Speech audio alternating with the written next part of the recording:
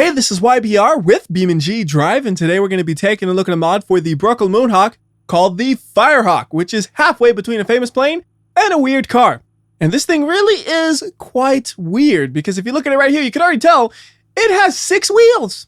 It also has a few more weird things about it, which I'll be talking about once it spawns up, but the most obvious is the fact that it has 6 wheels. So those front wheels, they churn in sync. If you go left or right, it doesn't matter. They stay in sync. If you break one pair, I'm assuming the other pair would work as a backup pair, but I have yet to have that actually happen to me while driving this thing.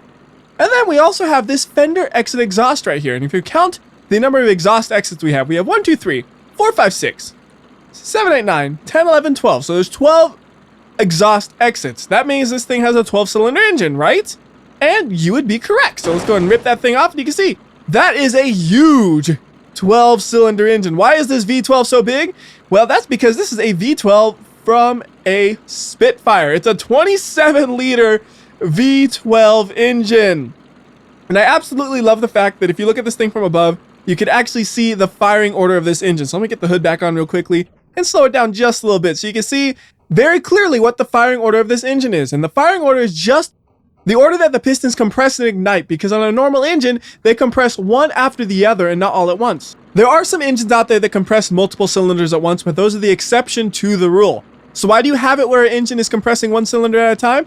It just makes it better to drive. It makes it more reliable and a lot more smoother. With this thing, it revs so low that if we were to have this thing compressing every cylinder at once, it would basically drive like this, where the power comes on and off and on and off, even if you were flooring it, because there's such a long delay between the time the cylinders would all fire at once and then the next firing would happen. Also, the car is upside down because I couldn't really see what I was doing because I was too busy watching the firing order and the wheels spinning as we were driving along. Also, this thing has a smokescreen tactic if you flip it over. Just can't even see the car anymore. Anyways, we're going to go ahead and try to drive this thing down the highway though and see how fast it can go. I feel like this thing can go pretty fast. I'm expecting a speed of... Let's be real brave with this, and let's call it a 200 mile per hour run right here. I don't know if it'll actually make it, but I feel like it has the chance to, because this thing doesn't accelerate super fast or anything like that, but it just keeps going. Like, it never feels like you're really running out of speed. You just keep accelerating and accelerating and accelerating, which is quite amazing considering this thing weighs over 3 tons. Yeah, we got a car that's driving 180 miles per hour already, and it weighs over 3 tons. That is mighty impressive. It looks like we're not quite going to make it up to 200. I'm trying to keep it on the road as much as I can, but nope, that's as fast as it's going to get, unfortunately. It was almost 200 miles per hour, though. So that was a very good run, and now we're going to crash into this wall. I'm going to use 100 times slow-mo right here so you can really see what's happening, because when we're crashing at this kind of speed, this is when you need the 100 times slow-mo, and here's basically just the rear quarter panel of this thing left, and that's pretty much it. The whole front has been smushed, but somehow the engine is still running, actually. And you can see it's running perfectly fine. I guess the engine is so big and so heavy that it's basically indestructible. That must be what it is. And if you want to know more about this engine, it is a Rolls-Royce Merlin engine, basically. It's a 27-liter V12 engine, as I said earlier, that makes over 1,000 horsepower and over 10,000 foot-pounds of torque. It also weighs over 1,500 pounds. There are some older lightweight cars that actually weigh less than just the engine in this thing right now. And that's the dry weight. That's the stat I could find. I'm sure with all the accessories on this thing, it could weigh close to a ton in just the engine. Like, what kind of engine hoist do you need to pull out an engine like that? You basically need a separate car jack to hold up that engine. It's so heavy. It's absolutely ridiculous. And yes, this thing doesn't drive too well. It does a lot better than you'd expect for a car that has that much weight over the front wheels, because it has that extra set of front wheels. Like, if this thing only had that one set of wheels, those front wheels would be under so much weight, it would be terrible to drive. Right now, it's just awkward to drive. But it's at least fun to drive. That's what's important, because it has so much power and so much torque that you can always just floor it at any time and it'll feel like it'll accelerate hard. Which is a feeling you never get in any other car, and I think I have broken the suspensions in the front left. Yeah, neither of them want to steer anymore. How about the right side? We got one wheel that'll still steer. Let's see how far we can go. I'm trying to go to the right. It's not happening. It's not happening. Into the rock we go. You can take a look at the damage right here. You can kind of see the engine a little bit more once again. The only deformation we really need to pay extra attention to is the front end. As far as I can tell here, it looks fine. And also, I haven't pointed it out, but you should be able to very obviously see the fact that this thing has a custom paint job that's very obviously inspired by the Spitfire aircraft. And I almost want to pull like a ruler right here and see, is this car literally 50% hood and then 50% car? Because it seems like it almost is, because its proportions are so funky looking. And also it has a custom engine sound, and it basically sounds like a plane when you drive it around, so I'll let you listen to that real quickly.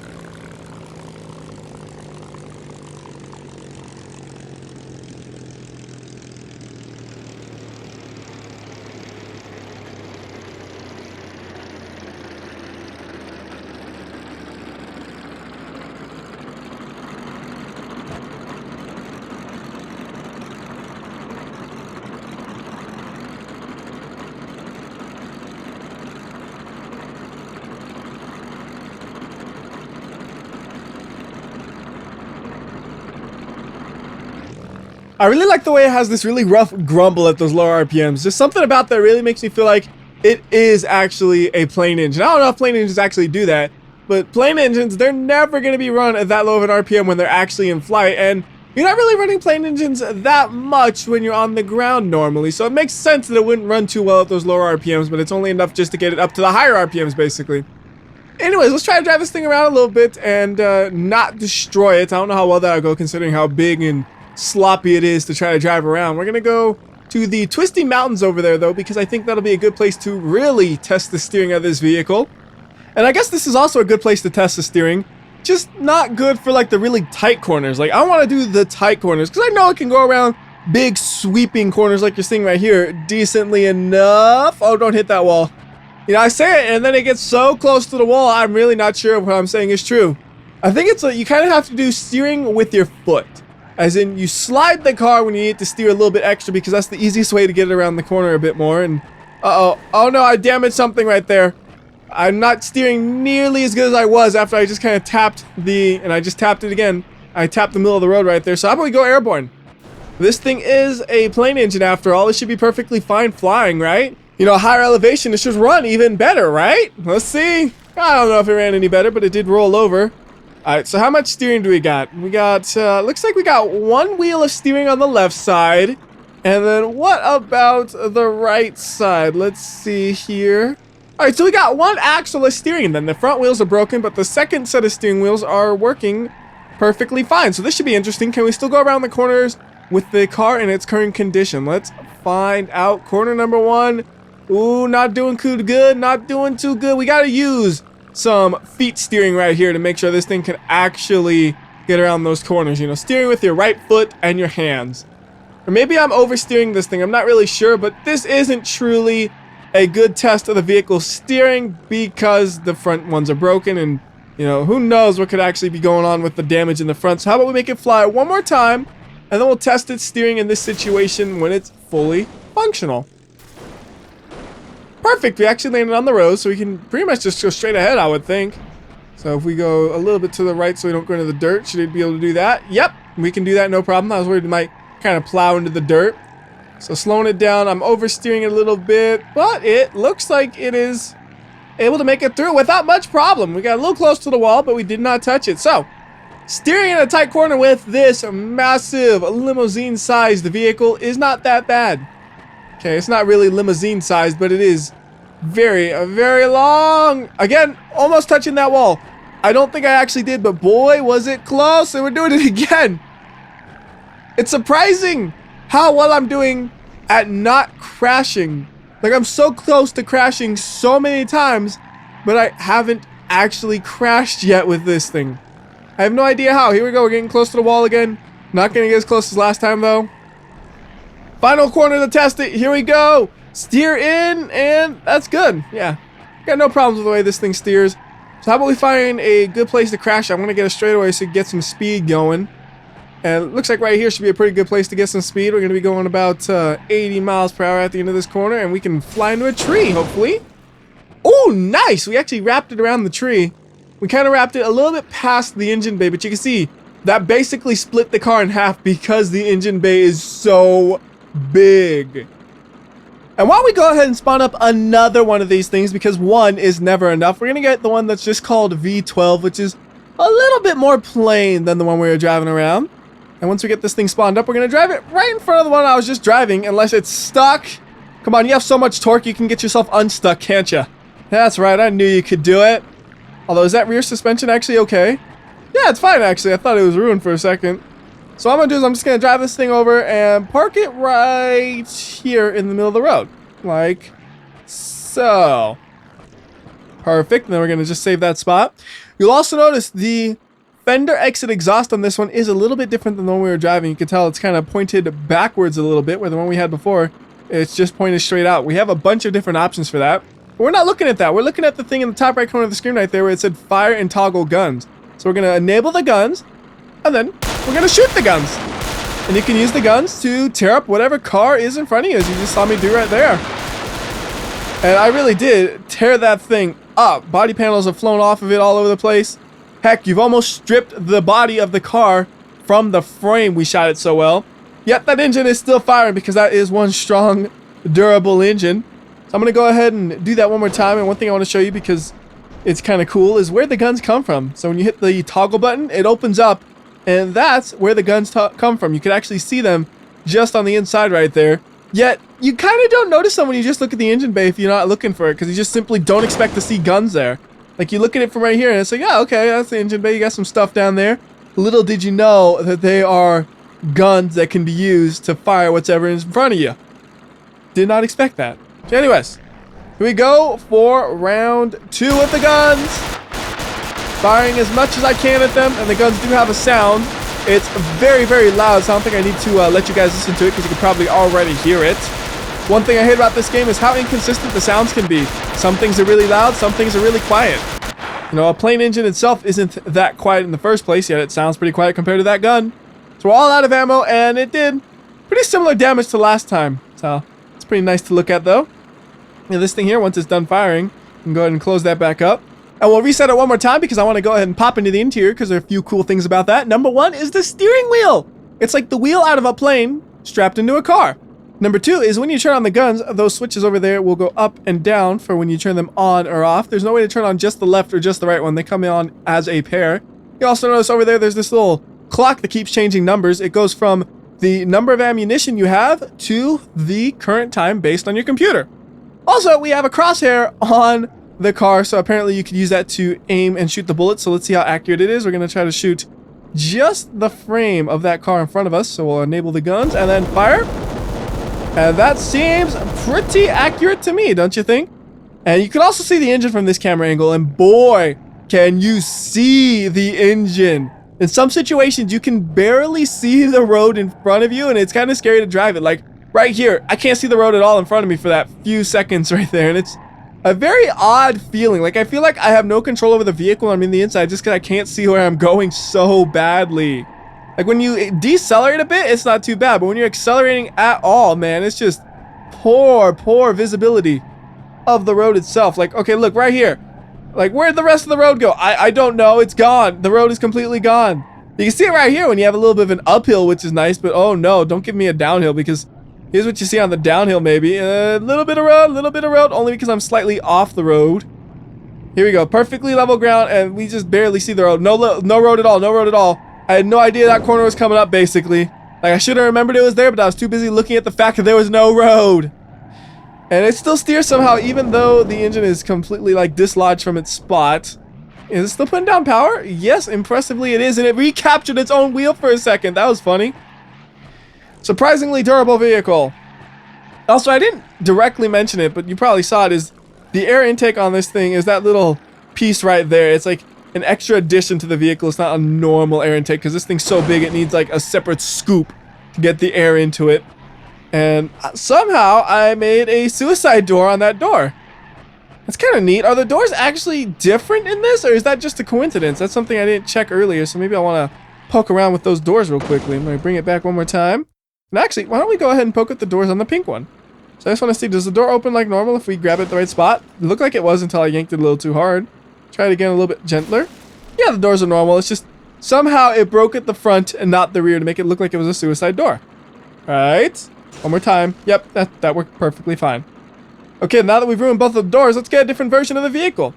How about we go with the V12 Custom, which is a custom version with 6 wheels, a Rolls-Royce V12 engine, and a wider track.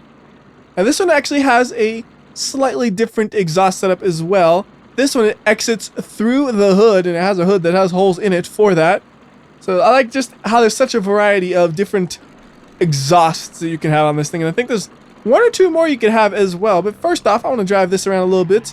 If you thought the visibility was poor last time, well look! Now you can see even less road because we got the exhaust in the way. What road? I'm not. Oh, this is pretty bad too right here. This camera. Yeah, wet road, wet road. I can barely see it again. I can see just how much the engine jiggles from this position though. Whoa! Stop. I wanted to go to the left, but I kind of lost control. Let's get a normal camera angle so I can see what I'm doing. I think the problem is I just don't trust myself when I'm in that camera angle. Alright, Firehawk. You're good to go now. I can see it, and it's going to go swimmingly. Oh, maybe not. I mean, I did this before, so it shouldn't be a problem. It's just, if I'm driving bad, then it will be a problem. Rotate, rotate. Not going to rotate. Go up the wall. I didn't want to hit the rock, so that was the next best solution, I figured.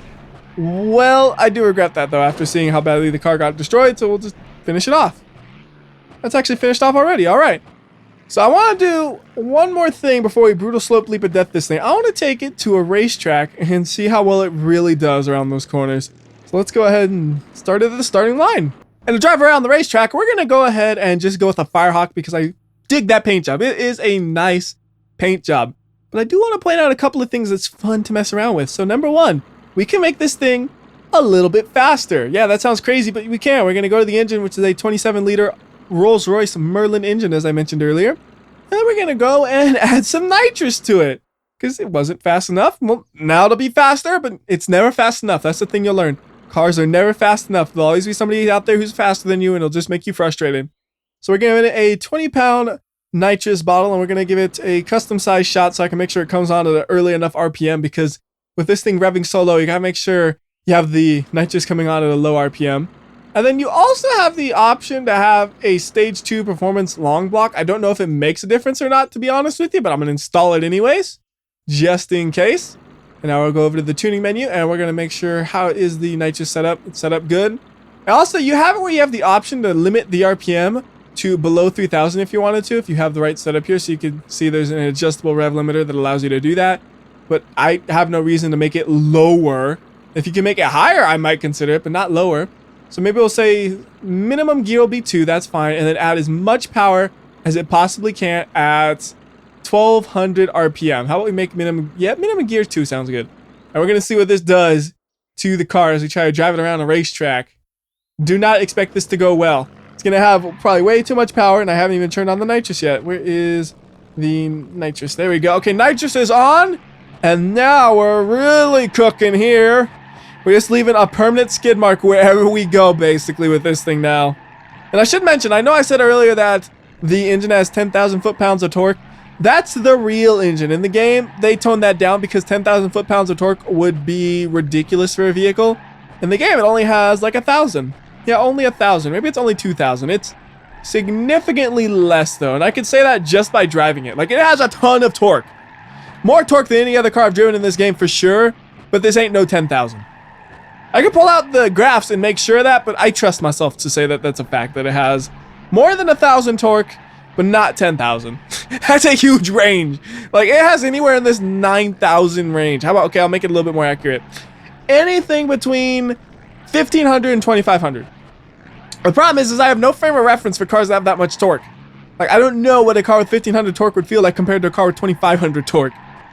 I do know what a 1500 torque would sound like though, or feel like though, because there were some mods that would do something like that, where they would just like increase the torque by 100 times to see what happens, and it was just like an awful experience because the rest of the car wasn't made to handle it. But this thing is obviously made to handle the engine changes, and that's what makes it enjoyable, is the fact that it actually feels very different from a normal Moonhawk. It feels like a very front-heavy car that really wants to plow every time you go around a corner, but you have so much torque, you got to steer with your feet a little bit. And that's a lap. That was a surprisingly decent time, but I felt like I almost never got into the nitrous. Like right here, we're not actually using nitrous. It's weird. I guess we were always in first gear mostly because the gears are pretty long in this thing. I mean, you have that much torque, your first gear can be nice and long, and it's really not that bad. So maybe what I should do is I should change the nitrous to go on in gear 1. So how about we go and bring it back and try one more lap while we do that. And then we'll make its way to Brutal Slope and Leap of Death. So first gear, it goes on. And that should be good. Although there are a few more things I might want to mess around with before we do the Brutal Slope Leap of Death. Because I saw some things in the parts menu that I haven't really touched. But I want to see what it does. So come on now, nitrous! It's kind of just bouncing off the rev limiter too much to nitrous. I think that might be the real problem, huh? Like, I was hoping it would really just be kicking in right here, but you see it's green in the bottom right, which means the nitrous isn't actually doing anything, and it'll just flash blue every now and then it'll just kind of bounce off the rev limiter, unfortunately. What I should do is I should take this thing to a nice big straightaway and see how fast it can go with the nitrous. I bet this thing could easily max out the gears it has, and I'll probably do that and then change it to a 6-speed, because I believe it only has a 5-speed right now. Let me make sure real quickly. We're going to put it to top gear, and it is a 5-speed. Okay. How about if we put it to second gear and just hold it there? How does it drive right that?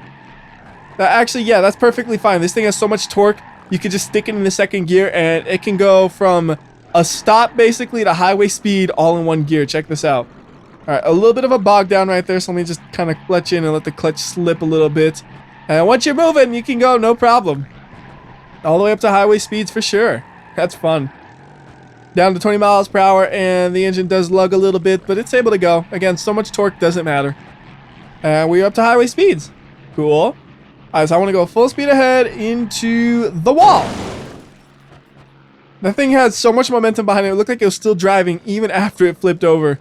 It actually landed in a pretty interesting position. Just a little bit of the front is grounded to the dirt, and then you have a lot of the back just sticking up in the air in a way that almost looks unnatural.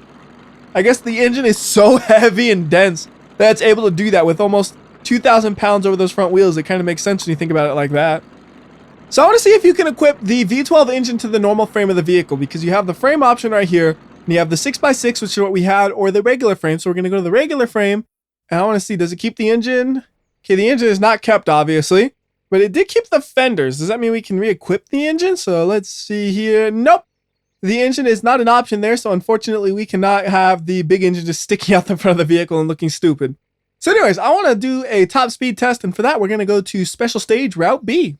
And the Firehawk should really feel at home here, because this is basically just a really, really long runway. Now you've already seen that this thing should be capable of getting up to 200 miles per hour on its own without any modifications, based on the fact that we went 190 on a limited run highway and it was still pulling. So I'm just going to assume, yes, this thing can go 200 miles per hour, no problem with the current setup, but I want to do show it on camera. So we're going to just do that real quickly, and then we'll tune it up and make it hopefully go even faster than that with a little bit of nitrous, plus maybe a different gearbox. The main thing I want to test here is, do we run out of gears or do we run out of power? I'm thinking we're going to run out of gearing, so we're going to have to change the gears, but let's find out. So up to 5th gear already, and it just keeps consistently pulling. You notice that it's like 170, still pulling along, 175, keep on going, no problem. Maybe slowing down a little bit here in the 190s, but still, we're doing pretty good. And here comes 200 in 3, 2, 1. There we go. Okay. It was a little bit of a hill to climb right there at the end to get up past 200, but it did do it. And I think right here we're actually out of gearing because it's kind of bouncing off the rev limiter a bit. So I'm going to go ahead and try to smack it in the building, and we'll reset it and tune it up and hopefully reach 220 plus, I would think, if I can get the gearing right. So here we go, right into this wall. Come on, up the wall, you. Okay, or we're just going to slide along like this. How underwhelming. Let's smash into the wall over here. We're still going 100 miles per hour. Oh, all right, there's something. One wheel down, 2 wheels down. The other one just kind of fell on the inside of it. And all the wheels are busted. I have no steering at all. Anyways, bring it back. First change we're going to do is just add the nitrous bottle. That's the easiest change to do. And then the rest of them are going to be a little bit more complicated because they're going to be in the tuning menu. Actually, I guess adding the nitrous bottle isn't super simple because it's a multi-step procedure. First, you have the nitrous bottle, which gives you the nitrous bottle options. And we're going to make sure we get the 20-pound bottle of nitrous so we have as much nitrous as possible. And we got to get the customized shot size because I want to make sure I have it coming on at the right time. I'm thinking since this thing accelerated so well so far, I can make it where the nitrous doesn't come on until maybe 4th gear. So that's what we're going to do. We're going to go the nitrous. I'm going to say minimum gear, make it 4th gear. You want it to come out as strong as it possibly can. And 2000 RPM should be okay. And then we're going to go ahead and lower the actual gear ratio to increase the top speed. How about we drop it to like about 2.4? That sounds like a good number. It's a nice even-ish number, unlike the other ones where it's like 2.32 and all that. And this should get it up to about 220, maybe even 230 miles per hour, I would think. Go ahead and enable a nitrous. It says high clutch temperature. I'm not super worried about that. I don't know why it said that. It was just because I was sitting idle maybe a little too long. That's weird. Just gonna ignore it and see what happens here. It's already up 250 and it's still pulling no problem with these longer gears. It's funny, a car going 170 miles per hour almost in 3rd gear. That don't seem right at all. So nitrous should have been kicking in here if I did it right. Maybe I put it to only 5th gear, in which case, well, we'll be reaching 5th gear soon enough. I thought I put it to 4th, or maybe I was just... I don't know if I miscalculated or I missaid or what. I know I wanted 4th, but I guess we got 5th. Thankfully, it's going to pull all the way up to 5th gear without the use of nitrous, and there is the nitrous coming on. And now it can pull even harder. 220, no problem. It is getting really squirrely here. I kind of wish I had a 4th set of wheels to keep it a little bit more stable, right? Nah, it's okay. It's good like this. So we got up to 240 even. And I think if we had a little bit longer gearing, it might be able to go a little bit more, but not by much because it is starting to overheat right here. And it's now losing speed because of that. So let's smash into a wall, see if we can get some damage done to it. Not too much damage into the other wall issue. Come on. Got it. Nope, didn't go over the edge. I was hoping it would go over the edge. And there is that massive, impressive engine right there. That truly is one heck of an engine. I'm kind of curious here. What would happen if we remove both front set of wheels and try to drive along? Would it work? Would it go terribly? I want to find out. So front suspension. Yeah, we don't need that. And there's a front suspension and a front suspension. That's how you tell them apart. This is even more to the front. That's why it's a front suspension. So we'll go ahead and remove that one as well. Let's take a look, make sure that looks right. Yep, okay. Although apparently the word vehicles is accidentally stuck right there. All right, so I got no steering whatsoever, so this might not be the best place to do this because we're going to bump off the wall. Come on, straighten yourself out. All right, we're good. We're going over 100 miles per hour on just 2 wheels. And it keeps on pulling. Again, it just all that torque. Keeping on, keeping on. Look at this, 130. It's definitely not accelerating as fast as the first time, though, because there's so much slowdown from scraping along and bouncing into the sidewall right there. So now I really could have used the nitrous being in a lower gear, unfortunately. In fact, what I could have done is just had the original gearing set up on this one, but either way, we're still up to 160 miles per hour and still accelerating here. All right, 4th gear, it looks like it can't really keep pulling in 4th gear. What if we go to 5th gear? Normally that wouldn't work, but maybe the nitrous would kick in. Nah, that's about as fast as it can go with the current setup is 160. It's like, oh, how disappointing, right? Car missing 4 wheels can only go 160 miles per hour. It's not disappointing at all. I'm proud of this thing. Although slowing down, now that's a bit of an issue there. I'm hitting the brakes, but since all the weight transfers to the front, the rear wheels can barely do anything to actually slow down, I guess. All right, what if we went ahead and just reversed it to slow it down? There we go. That helps a little bit more. Maybe it doesn't like have really good brakes in the rear at all. I don't know. That thing just really did not seem to want to slow down with the rear. I'm trying to check. Can you see any brakes in here? And I think I see something from this angle. Like, I'm pretty sure I see some brakes. I don't know. It's hard to tell for sure. Oh, yeah. You can tell right through the wheel right there. There are brakes there. I don't know why it's so bad at that. Anyways, we're going to go ahead and skip over Brutal Slope because we already did a 200 mile per hour crash a little bit earlier. But we're going to go ahead and still do Leap of Death. Ooh, this is another vehicle that might be too long to easily spawn up. Let's see if it'll fit or not. And once again, I'm going to go with the Firehawk just because I think it looks pretty nice. Like, that really is a nice looking paint job, man. I really dig that because it's not a straight up copy because it has like BeamNG on it and stuff. So here we go. This is your dream. You got that V12 Rolls-Royce Merlin, you can finally fly, at least for a little bit until you, well, you're gonna die after this crash, that's for sure. We're gonna do it in full speed right here, and oh, that was a bad crash. Usually you're able to clear that and not crash into it. I didn't know that that would happen. I figured it would clear it like every other vehicle. Just a little bit too heavy, and I slid a little bit too much while accelerating to be able to do that. Wow. And now we'll just wait it all the way down. And we'll do it one more time in slow-mo because I think it might be interesting enough to do. You notice the front did explode in every which direction on that. I don't know if that's just because it has so many springs in the front or what, but yeah. It looks the way you see it. Alright, to the bottom, reset, and I'm going to try to get a little bit faster this time. So I just got to remain in control of the vehicle. I was in control pretty well. I don't know if it'll actually be faster or not, but it felt faster. I'm going to keep accelerating in the air to hopefully keep it a little bit more level, and it'll fly a little bit farther maybe. Alright, we cleared it. I think it was that one I crashed into. Yeah, definitely was. And then for the first impact right here. Alright, speed it up a little bit. We're going to get a little bit of a shot going forward right here. That should help us fly some. Good flight, good flight. This thing is pretty heavy though. So the way it flies, not ideal. It kind of likes to fall fast. There's the next hit. I'm not going to bother with slow-mo because it's already wrecked. It's going to be one more impact probably, and we'll be into the water, right? Oh no, I got slowed down. I hit the inside of that. There we go. Now we're in the water. And that'll do it for this video.